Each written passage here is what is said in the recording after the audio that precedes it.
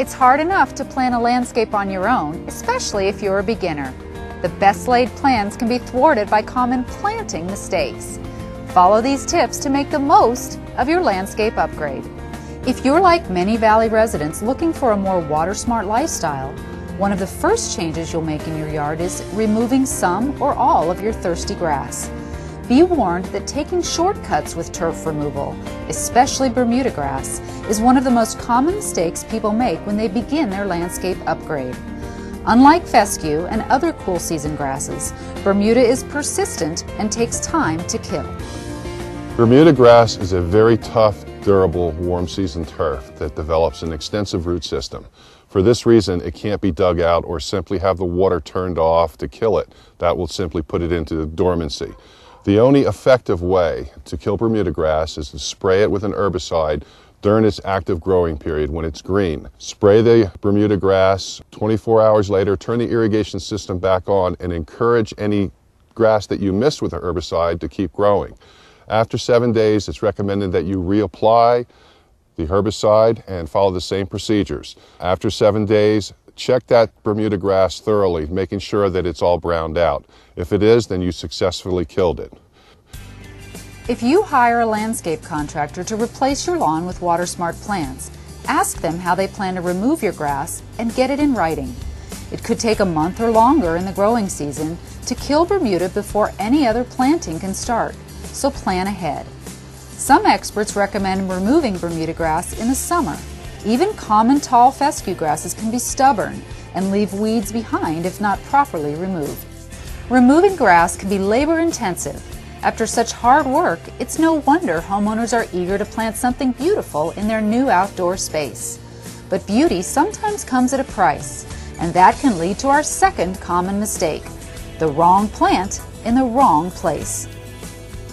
When you select your plants for your proposed landscape conversion, it's important to include the mature size of that plant. Take the diameter of the plant and either go out into the landscape and mark it on the ground, or better yet, when you draw it out to scale on a piece of graph paper, put that mature size of that plant where it's going to go, and then you can see how much room it's going to take.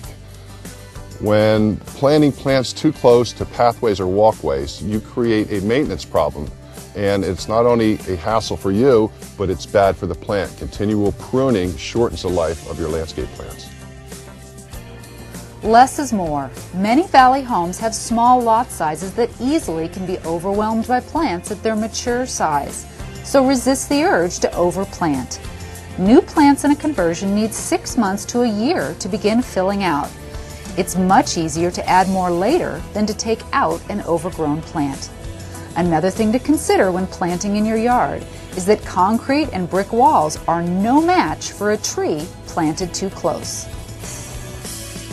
When trees are planted too close to block walls, foundations, sidewalks, and patios, the tree will become in competition with those hardscapes. And what happens is over the years, the tree roots swell and they can lift the patio, the sidewalk, they can crack foundations.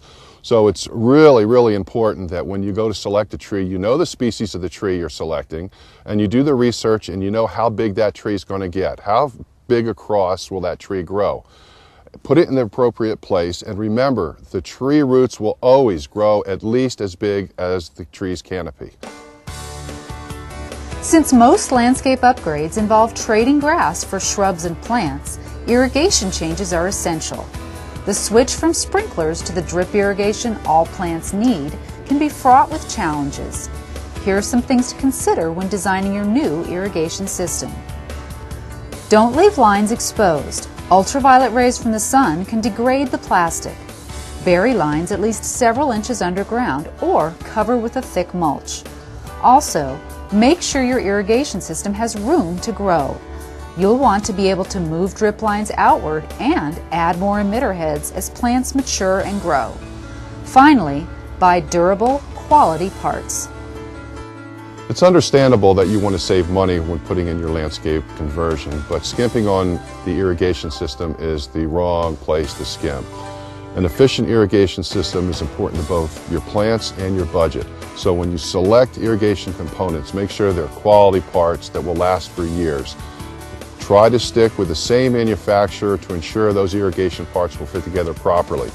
And once the system is installed, it's easy to forget about it because it's buried in the ground.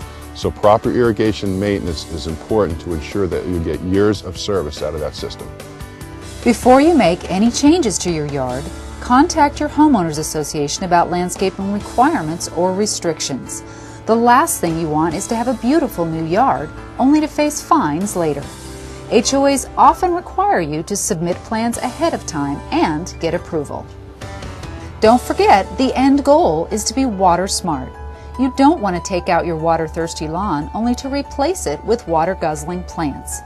Research drought-tolerant plants at snwa.com and learn how to water appropriately. Most new plants need extra water for the first 30 days only. Once they're established, it's time to taper down on your water use. You also can take gardening and landscaping classes at the Springs Preserve. The 8-acre gardens feature a variety of Mojave Desert-friendly plants to give you inspiration for your own outdoor oasis. Visit springspreserve.org for information about the gardens, classes, and seasonal plant sales. Remember, it's your landscape, not a cheapskate. It's worth a little more time and perhaps a few extra dollars to avoid costly mistakes and lay the groundwork for a yard you'll enjoy for years to come. Reporting for Waterways, I'm Christine Vaughn.